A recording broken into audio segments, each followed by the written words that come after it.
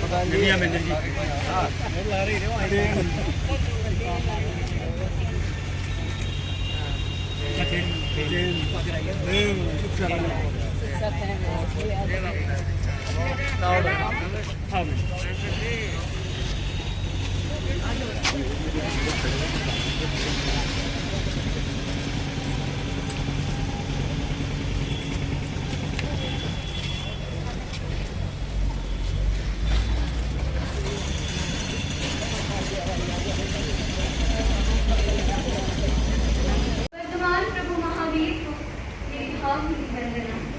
वर्तमान की वर्धमान आचार्य श्री महाश्रवण जी के चरणों में मेरी कोटि नमन।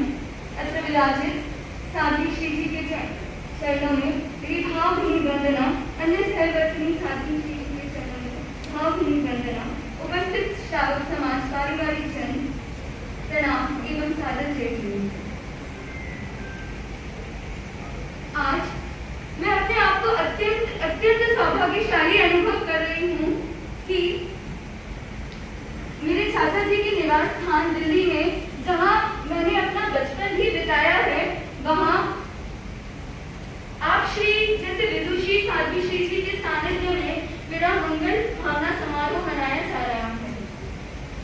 मैं अनंत कृतज्ञता ज्ञापित करती हूँ साध्वी श्री जी के चरणों में कि आप इतना लंबा विहार करके यहाँ पधारे केवल इस कार्यक्रम के लिए मुझे मंगल आशीर्वाद देंगे। मैं अनंत कृतज्ञता ज्ञापित करती हूँ। एक बार एक बड़ा सा महल था। उस महल के 24 दरवाजे थे, पर उस महल के भीतर जाने का जो खुल सकता था वो एक ही दरवाजा था, बाकी सारे दरवाजे बंद थे। एक व्यक्ति उस महल के भीतर जाना चाहता था। वो हर दरवाजे पर जाता, खटखटाता, पर वो दरवाजा नहीं खुलता। जो 21 नंबर वाला दरवाजा था, उस दरवाजे के द्वारा उस महल के भीतर जाया जा सकता था। वो जब भी 21 नंबर वाले दरवाजे के पास जाता, वो दरवाजा खुल जाता, पर वो वहीं लड़खड़ा कर गिर जाता, तो उसके भीतर नहीं जा सकता था। ऐसा अनेक बार हुआ कि वो 21 नंबर वाले दरवाजे के पास आता था और वो दरवाजा खुलता और वो लड़खड़ा के गिर जाता था। ये जो 21 नंबर वाला दरवाजा था, ये जो महल है, वो था सिद्धालय यानी कि मोक्ष। और जो 21 नंबर वाला दरवाजा है, वो है मोक्ष का द्वार, जो मनुष्य भाव में आने पर ही खुलता है। मैं भी अनेक बार शायद इस 21 नंबर वाले दरवाजे के पास आई और लड़खड़ा कर गिर गई। इस बार इस मनुष्य भाव में फिर से ये दरवाजा खुला, क्योंकि ये दरवाजा हमेशा खुला रहता है मनुष्य भाव में। तो ये दरवाजा खुला और मैं शायद इस बार भी लड़खड़ा जाती, पर मेरी माताजी, मेरी मम्मी ने मुझे उठा दिया, और वो भी अव्यक्त रूप से। मुझे कभी कहा नहीं कि उठो और जाओ भीतर। सब पूछते रहते हैं कि आपको वैराग्य कैसे आया, इतनी जॉब करी, इंजीनियरिंग करी, तो आप इस लाइन में कैसे आ गए। मैं आप सबको बताना चाहूंगी कि मैं तो कभी भी इंटरेस्ट नहीं लेती थी, पर मेरी मम्मी बचपन से ही धार्मिक धर्म में बहुत ज्यादा इंटरेस्ट लेती थी। आचार्य श्री महाप्रभु जी की जन्मस्थली में उनका जन्म हुआ है, वो बचपन से ही धार्मिक थी। मैंने वो तत्व ज्ञान पढ़ती थी, तो मैंने उनसे एक बार सुन लिया कि मनुष्य जीवन बहुत दुर्लभ होता है, बहुत मुश्किल से मिलता है। पर ये जाकर अव्यक्त रूप में शायद बैठ गया। जब मैं अपने फ्यूचर के बारे में सोच रही थी, आगे का स्कोप डिसाइड कर रही थी कि मुझे आगे क्या करना है, मुझे किस प्रकार अपने सपनों को पूरा करना है, तब ये बात मेरे दिमाग में आई कि मनुष्य जीवन बड़ा दुर्लभ होता है, तो मुझे इसे सफल बनाना है, मुझे इसको वेस्ट नहीं करना है। तो इसको वेस्ट नहीं करने के लिए और भी बहुत सारे स्कोप सामने आए कि किसी की हेल्प कर सकते हैं, एनजीओ चला सकते हैं। पर फिर वापस मम्मी के तत्व ज्ञान की एक बात मेरे दिमाग में आई कि स्वयं के कर्म तो स्वयं को ही भोगने पड़ते हैं, आप किसी की कितनी भी हेल्प कर दो। इस बात ने जब मेरे दिमाग में आई, तब चिंतन चला और शायद वैराग्य का बीज प्रस्फुटित हो गया। तो मैं अपनी मम्मी के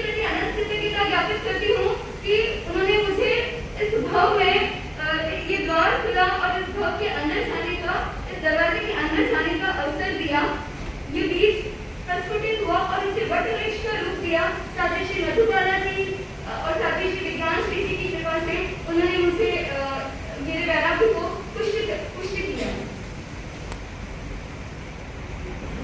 मैं लगभग ऐसा होता है कि अब एक तो क्योंकि पहले से ही धर्म में इंटरेस्ट नहीं था तो परमिशन इजीली कैसे मिलती, पर ज्यादा समय नहीं लगा। मैं अपने मम्मी पापा की हेलो करने का कहना चाहूंगी कि बस उन्होंने इतना ही समय लिया कि उन्हें विश्वास हो जाए कि मेरा वैराग्य है, और 2 साल के भीतर मेरे पापा ने मुझे परमिशन दे दी। और आज जब उन्हें कोई पूछता है कि आप कैसे अपनी बेटी को भेजते, तो मेरे पापा बड़े गर्व से कहते हैं कि बेटी को विदाई तो देनी ही थी, मैं तो बहुत सौभाग्यशाली हूँ कि मैं दुनिया के सबसे बड़े घराने में अपनी बेटी को दे रहा हूँ। तो मैं बहुत ज्यादा सौभाग्यशाली हूँ कि मुझे ऐसा परिवार मिला। बचपन से ही मुझे शुरू से बहुत गर्व था। पूरे बड़ेरिया परिवार में हमारा परिवार बहुत बड़ा है, बहुत हंसते खिलते साथ में रहते थे, जॉइंट फैमिली में रहते थे। मैंने बचपन दिल्ली में 4 साल भी बिताए हैं। मैं अपने चाचा के बारे में कहूँ, डिसिप्लिन, अनुशासन और वात्सल्य का जैसे कॉम्बिनेशन है मेरे चाचा जी। डर भी लगता था, पर डर नहीं भी लगता था।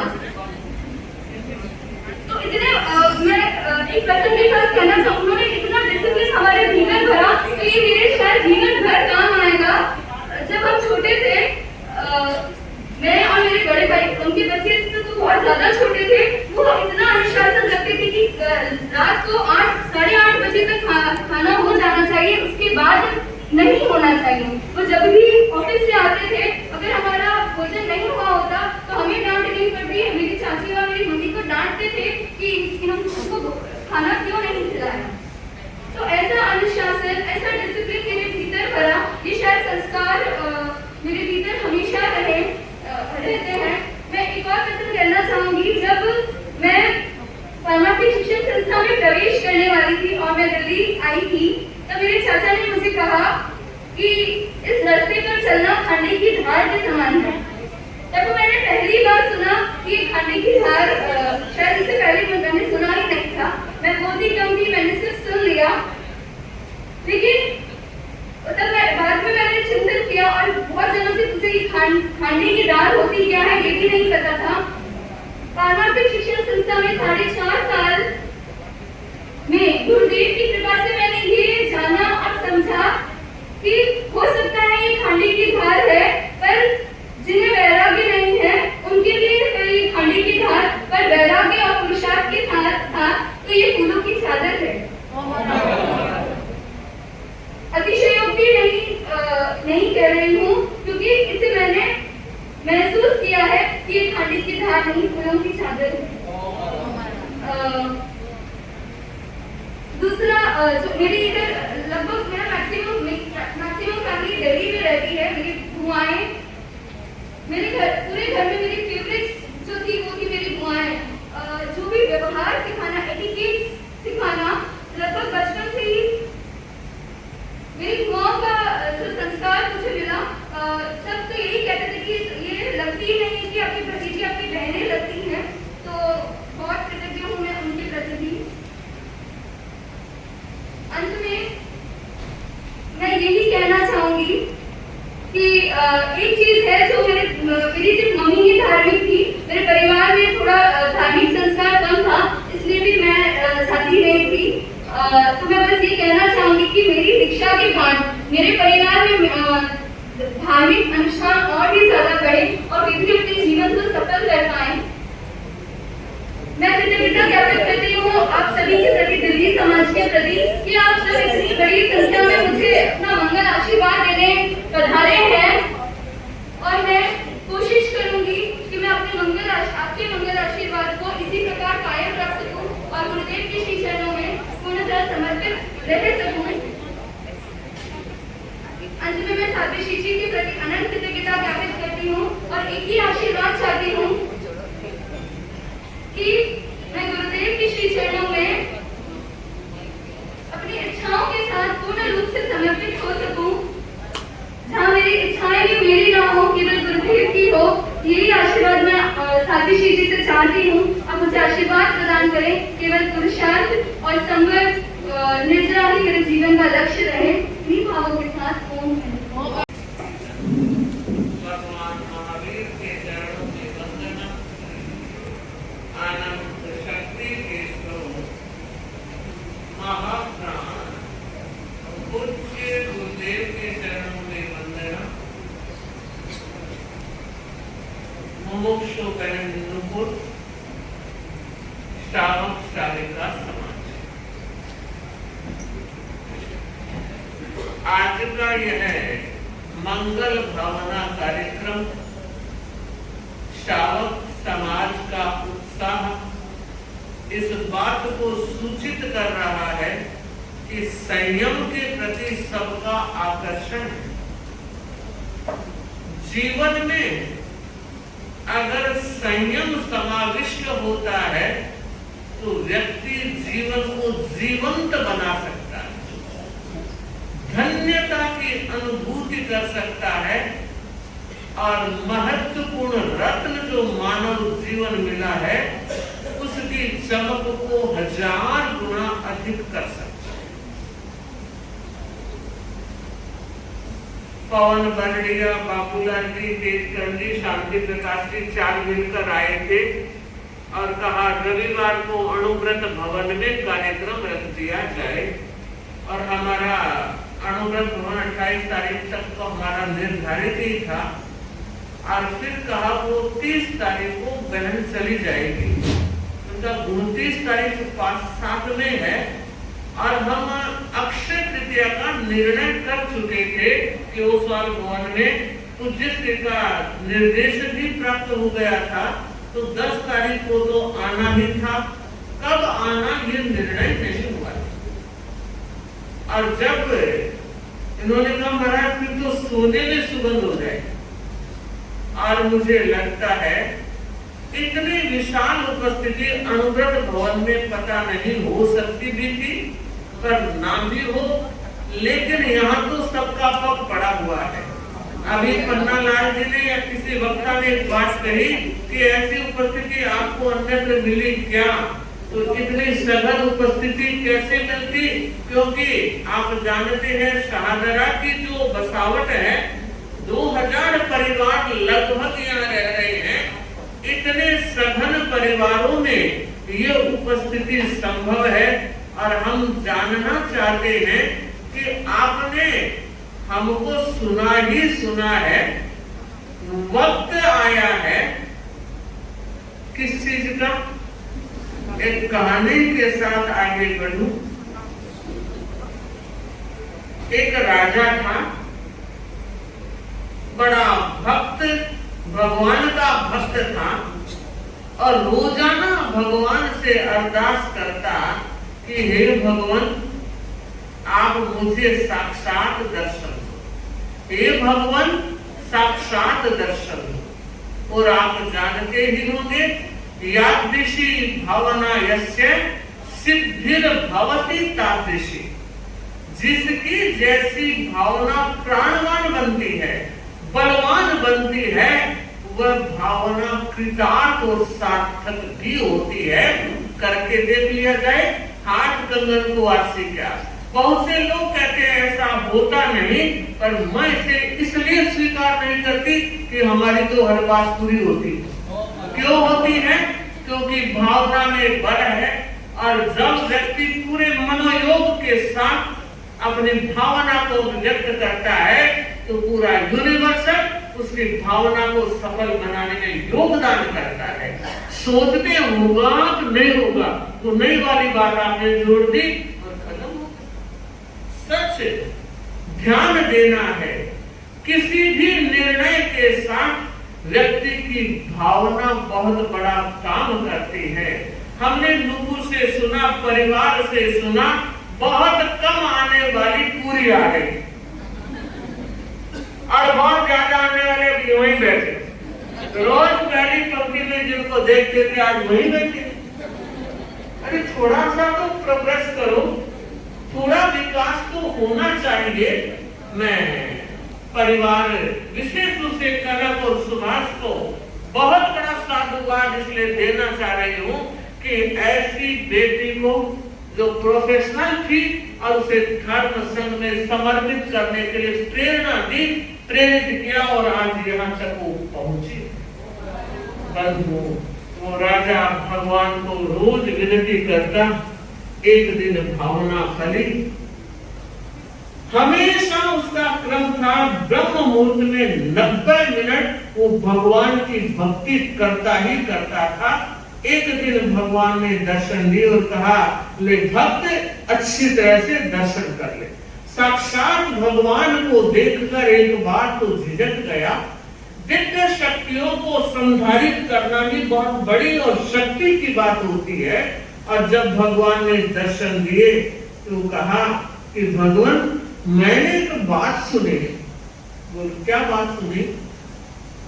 कि भगवान के दर्शन कभी खाली नहीं जाते, तो आज आप मुझे कोई आशीर्वाद देकर जाएं, कुछ वरदान देकर जाएं। तो भगवान ने कहा, तुम जो कुछ मांगोगे मैं वो दे दूंगा। अगर आप लोगों को भगवान एक बात कहते तो आप क्या मांगते? मुझे नहीं मालूम, पर सुनिए उस राजा ने क्या मांगा, आप में से कोई बताएगा? उस राजा ने यह मांगा कि भगवान आप मेहरबानी करें और मेरे पूरे राज्य के लोगों को, मेरी प्रजा को साक्षात दर्शन का अवसर। भक्त की बात सुनकर भगवान कह रहे हैं, राजन दर्शन तो मैं दे सकता हूं, मगर तुम्हारी प्रजा दर्शन करना नहीं चाहती। कि महाराज ये हो सकता है? रोज सुबह मंदिरों में घंटियां बजती है, आरती उतारी जाती है, गीत गाए जाते हैं और सारा वातावरण भगवतमय बन जाता है। ये लोग ही तो हैं, ये प्रजाजन ही तो है जो जाते हैं और इतना कुछ करते हैं। कि मैं बता रहा हूं नहीं आएंगे। महाराज एक काम करें, मौका तो दे, हो सकता है मेरी भावना फल जाए, हो सकता है मेरी प्रजा आ जाए। और मुझे पक्का विश्वास है कि मेरी प्रजा आप अगर साक्षात दर्शन देंगे तो क्यों नहीं आएगी। सूचनाएं करना मेरा काम, समय निर्धारित करना आपका काम। फरमाए भगवान किस समय और कहां पर आप दर्शन देंगे। ये जो ब्रह्म मुहूर्त का समय और महल में आप पधार गए, लोगों के ऐसे दर्शन नहीं होंगे। तो कहा एक काम कर, सामने की जो पहाड़ी है बहुत खुला मैदान है, मैं उस मैदान में तेरे सारे प्रजाजनों को दर्शन देने का वचन देता। समय निर्धारित हुआ, स्थान निर्धारित हुआ और राजा की खुशी का कोई ठिकाना नहीं था कि आज तो भगवान ने छप्पर फाड़ करके दिए। और बंधु पूरी प्रजा को सूचित किया गया कि इस दिन इस समय भगवान साक्षात दर्शन दे। और साथ में यह भी कहा गया कि मैं पूरे अंतःपुर के साथ जाऊंगा और आप सब मेरे साथ चलेंगे, अपन सब एक साथ भगवान के दर्शन करेंगे। सारे लोग तैयार हो गए कि ऐसा दुर्लभ अवसर, भगवान के दर्शन। और बंधु रास्ता लंबा है, पैदल जा रहे हैं और उन लोगों ने देखा ढेर सारा लोहा पड़ा और देखा रे आजकल लोहे के भाव चढ़े हुए, क्यों ना इस लोहे को ले लिया जाए, भगवान के दर्शन तो और कर लेंगे। और बंधु कुछ लोग वहां से डर गए, लोहा लेकर निकल गए। कुछ दूर आगे बड़े चांदी आ गई, अब तो रोक नहीं पाए। चांदी तो आजकल भी चढ़ रही है, अरे चांदी मिल रही है मुफ्त में, जितनी कम ले जाओ, कोई रोक टोक नहीं। चांदी लेकर रवाना हो गए। और राजा ने कहा ये चांदी और मिल जाएगी, दर्शन करो। कि ना बाबा, चांदी मुफ्त में नहीं मिली।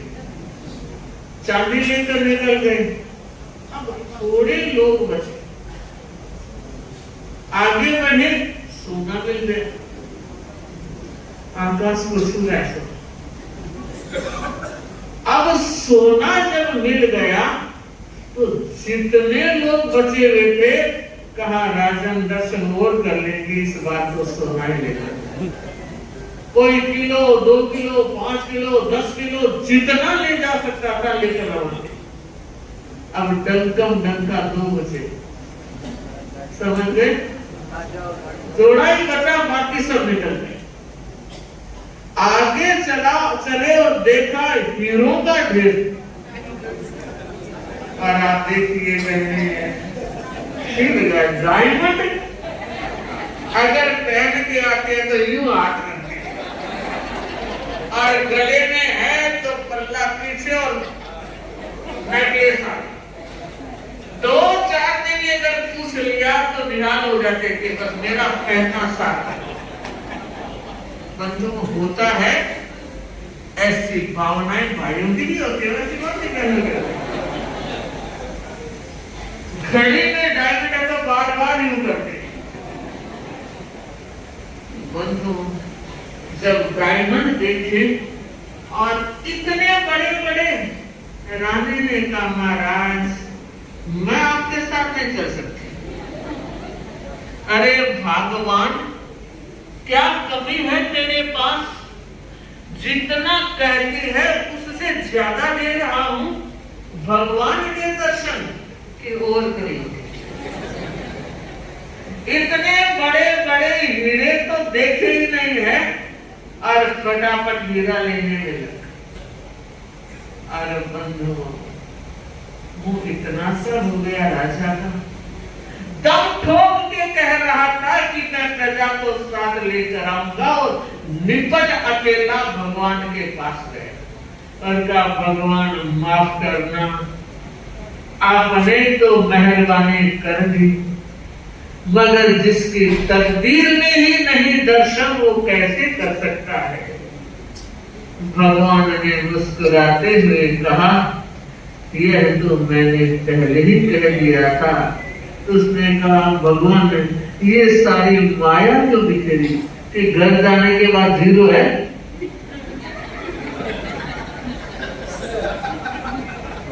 समझे? बंधुओं बहनों, मैं भी यही बात कहना चाहती हूँ कि सांसें रुकी और 0। जिस जीवन में महावीर नहीं अनेक शब्द कहते हैं कि ऐसे जीवन की उपलब्धि मुश्किल है, उस जीवन को प्राप्त करके भी वो उस सारा बटोरे जा रहे हो जो अंतिम समय में यही छूट जाए। जो छूट जाएगा उसके लिए इतनी भागदौड़ सुबह से शाम तक, तनाव में, कुंठा में, चिंता में, मगर ये तो आना चाहिए और होना चाहिए। और सामने देख रहे हो इकट्ठा कर जमी का जल बने वो मस्त माली थे, इकट्ठा कर जमी का जल बने वो मस्त माली थे, सिकंदर जब गए जहां से दोनों हाथ। सच है ये बात। उसके बाद भी सामायिक के लिए वक्त नहीं है, और ठिकाने में आए तो सामायिक का सामान लेकर आना भूल गए। ध्यान देना है, विचार करना है और चिंतन करना है कि जो छोड़कर जाना है उसके लिए जिंदगी दे रहे हो, और जो साथ में जाने वाली चीज है उसके लिए वक्त नहीं। महाराज क्या करें, काम बहुत है। ये काम, ये नाव यूं ही चलती जाएगी तो खून पसीना करके बहा, तो खून पसीना करके बहा या तान के चद्दर सोता है, ये नाव तो बढ़ती जाएगी, तू हंसता रहेगा रोता। समय की नाव कभी रुकी नहीं है, और रुकने वाली भी नहीं है। तो मैं बहन नुपुर से ये कहना चाहूंगी कि तुमने जो निर्णय किया है और उसकी क्रियान्विति में जो तुम्हें सहयोग मिला है, एक अर्थ तुमने बहुत कृतज्ञता ज्ञापित की है। अब गुरु चरण में, गुरु शरण में रमण करना और गुरुदेव की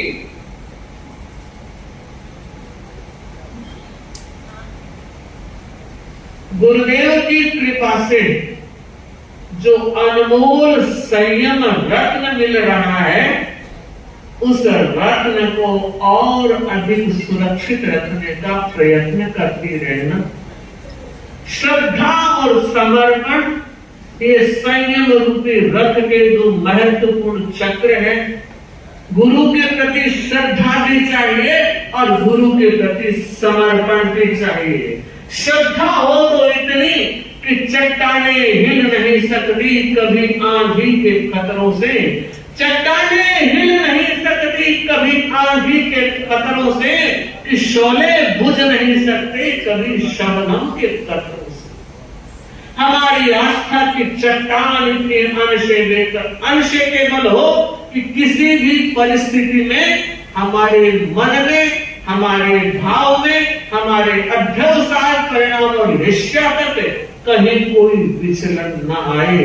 और समर्पण हो तो इतना समर्पण हो कि सुमेरु भी छोटा पड़ जाए और हमारा समर्पण इतनी ऊंचाई को लिए हुए हो। तो बस श्रद्धा और समर्पण के साथ निरंतर गतिमान रहना। और भाई बहनों से कहना चाहूंगी, यह मंगल भावना का कार्यक्रम है। आप मंगल भावनाएं देने आए हैं और मुझे लगता है कि अच्छी बात है, एक अच्छे मौके पर कर्म निर्जरा का यह महान उत्सव है। इस उत्सव में आप सम्मिलित हुए हैं, आगे भी ध्यान देना है। आपके घर परिवार से भी कोई ऐसा उत्सव मनाने वाला जीव हो तो प्रेरणा से पंख लगते हैं। बहन कनक ने बात कही और विशाल परिषद माताएं बैठी है, वो भी प्रेरणा के पंख बच्चों को लगाए ताकि वो संयम के आकाश में विचरण कर सके। इसी मंगल भाव के साथ आज मैं दिल्ली तिरापन सभा को, ओसवाल समाज को, शाहदरा सभा को साधुवाद देना चाहूंगी कि उन्होंने ऐसा कार्यक्रम आयोजित किया। और शाहदरा प्रवास के दौरान अगर कार्यक्रमों की चर्चा करूं तो आज ये तीसरा कार्यक्रम है। पहला कार्यक्रम सुशील जी सिपाही के यहाँ जब पार्किंग में हम थे, तब विपुल नाम का एक बैरागी आया था जो विपुल मुनि के रूप में संभवतः मुनि श्री कमल कुमार जी स्वामी के साथ में है। उसका पहला मंगल भावना समारोह। और दूसरा आपके धनराज जी बैठ का वो दिल्ली सभा, दिल्ली के गौरव के रूप में हम कह सकते हैं। गुरुदेव कितनी कृपा करते हैं, ध्यान मूर्ति के रूप में संयम की साधना कर रहे हैं। और आज शाहदरा ओसवाल भवन में, समुदाय भवन में ये पहला ही कार्यक्रम है। और वैसे तीसरा कार्यक्रम है मुमुक्षु नुपुर का मंगल भावना का कार्यक्रम। मैं परिषद का अब 5-7 मिनट का समय ले रही हूँ और वो इस संदर्भ में भी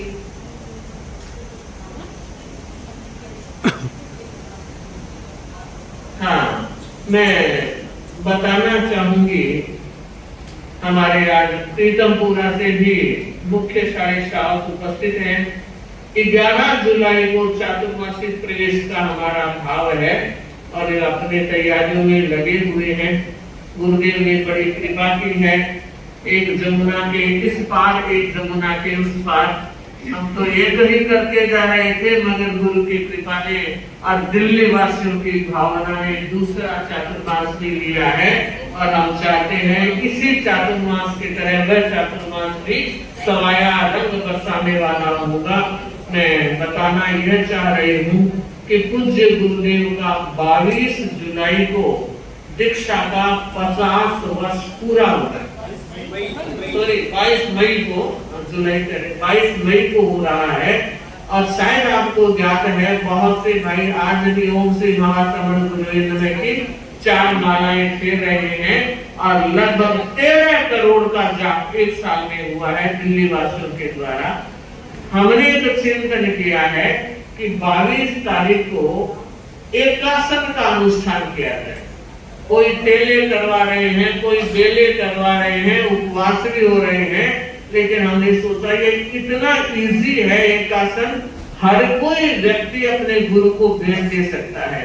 50 वर्ष दीक्षा के बहुत बड़ा कालखंड होता है, तो हम ये चाहते हैं कि 50वें दीक्षा 50वां जो वर्ष संपन्न हो रहा है उसमें आप लोग एकासन जरूर करें। तो मैं सिर्फ 5 मिनट का समय लगभग लेना चाहूंगी नाम लिखने के लिए।